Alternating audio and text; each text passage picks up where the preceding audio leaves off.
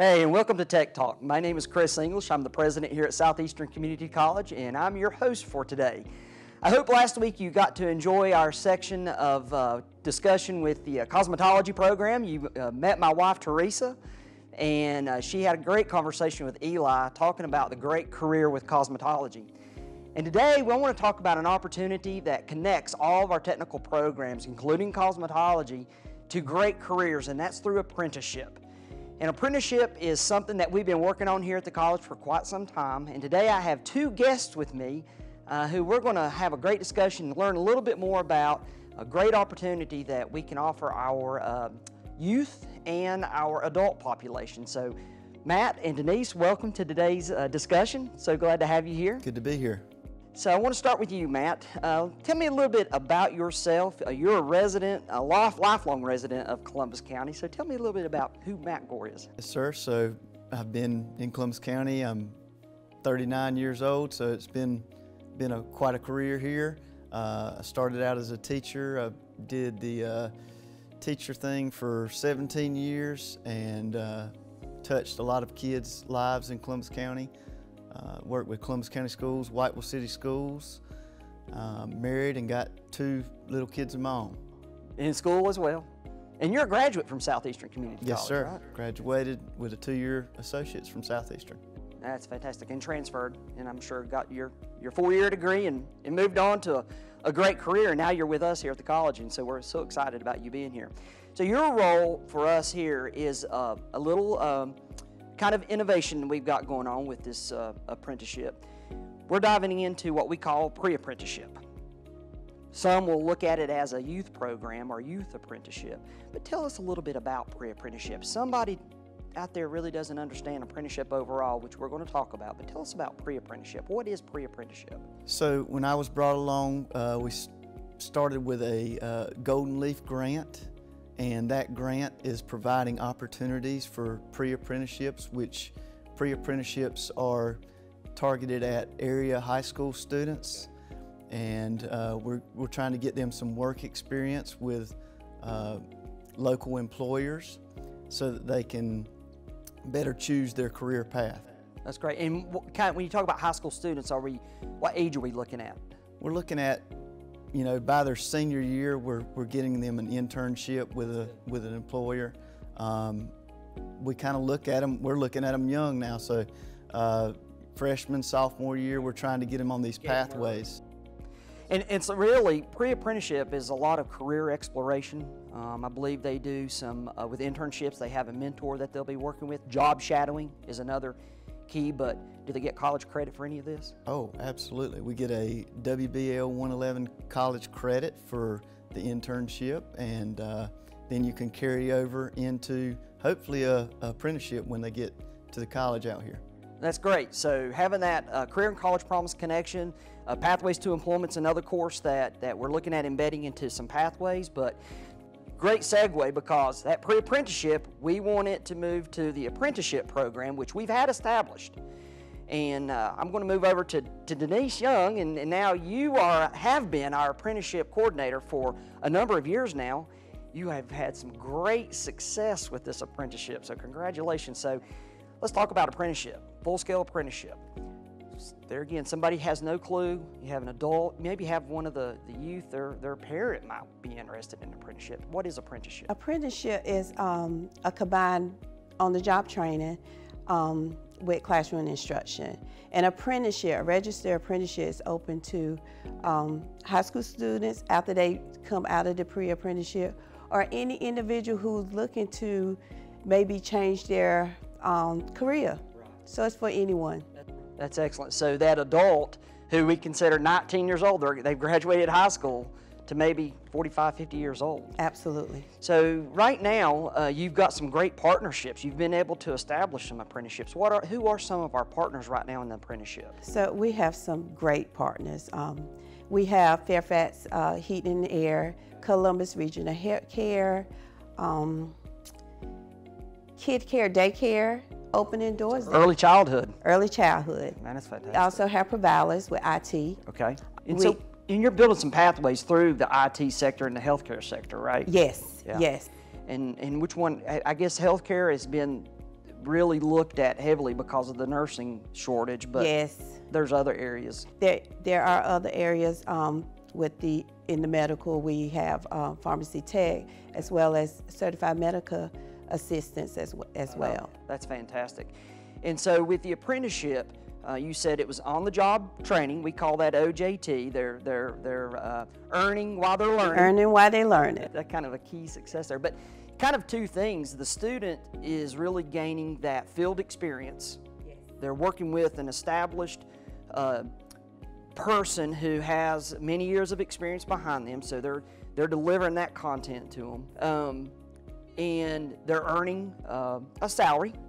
Yes. Talk a little bit about that salary, what that means for a student. So for the apprentice, when they're on the job, they're earning a starting wage. Also, it's guaranteed that there will be an increase in wages. Wow. Yes, so that's an incentive for the students. That's right. Or the apprentice, as well as a journeyman wage. So, and that is the goal, you know, to get to that journey level. Yeah, that's fantastic. And so, you know, not a lot of opportunity out there that guarantees a pay increase, right? You know, like this. And we know that it's different for everybody. It's a negotiated pay with that industry. You know, yes. So it's hard to say what that starting pay is, but it's negotiated, you know, within a living wage, basically, yes. Right? Yeah, the wages are absolutely, so far, is good. Yeah. It's good, and the wage increase is excellent as well. That's fantastic. So the student is earning while they're learning. They're going to graduate with either that certificate, diploma, or degree. It's very stackable. But then on the other side, for the business and industry, we know just from our stats and what we know nationally, we actually heard this the other day, that now there's a 90% chance of retention for that company if they're involved in this. So we're growing our own workforce. Absolutely. We're growing a workforce pipeline. Absolutely. How many apprentices do you have right now? So at this time we have 36 apprentices, wow, registered great. apprentices. And we've been after this for a couple of years now, right? Denise, you have really done an outstanding job promoting this apprenticeship and getting out in the community. I commend you for your work and what you're doing. So much that we're going to move to hear from two students who are currently enrolled in the apprenticeship program, and I want you to hear their story and how they've been impacted by this work that they are doing and how our partners are working with them. Hey, my name is Cameron Hales. I'm a first-year student at SCC, and I'm an early childhood development apprentice. I was motivated to become an apprentice because I was able to work on campus where I was taking my classes, and I was able to get some hands-on experience and see what it was like to be in a classroom. So a typical day for me is I usually come in around 8 o'clock and leave at about 5, and I work every day with ages 3 to 5, so pre-K age. I take my classes online, so it's really easy for me to be able to be here full-time and work in the classroom. My favorite parts of the day are group session and their center time and their outside learning time. In my college courses that I'm taking right now, we've been learning about the psychological development of preschool-age children, so it's really rewarding getting to see that in the classroom that I work in. I really enjoy getting to gain experience from being here. I really like being able to lesson plan and see what activities I can do with the kids and what levels they're on, and I really enjoy seeing how they progress.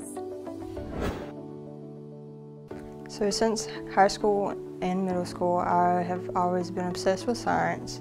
I did not know exactly what I wanted to do with it, so I came to the college and got my associates in science, and then I started working at a dentist office.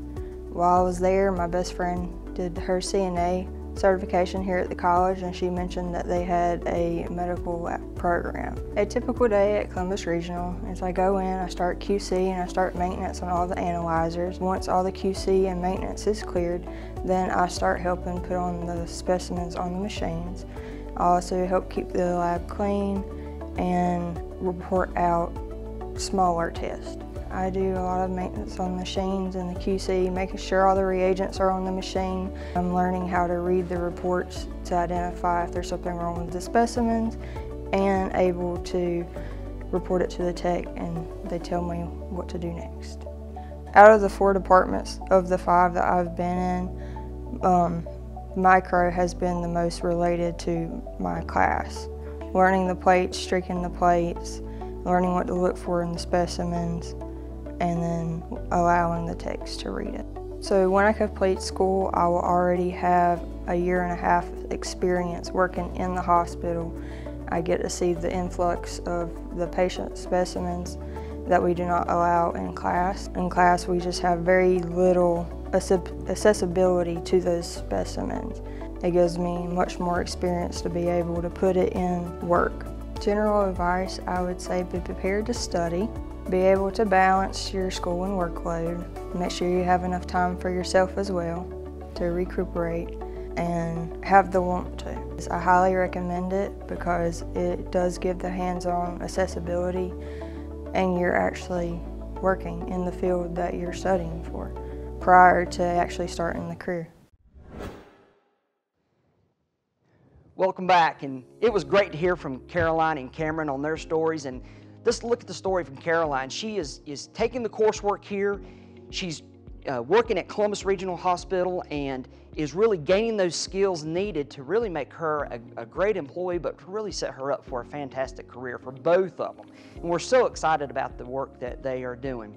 This is another great way that we're opening doors to opportunities, and we so want you to be involved in this. If you're interested in this, go to our website, look up apprenticeship, or you can call Miss Denise Young or even Matt Gore to gain some information if it's a high school that you're interested in with youth apprenticeship. So that's it for today on today's Tech Talk. Thank you for joining me, and I hope you have a great day.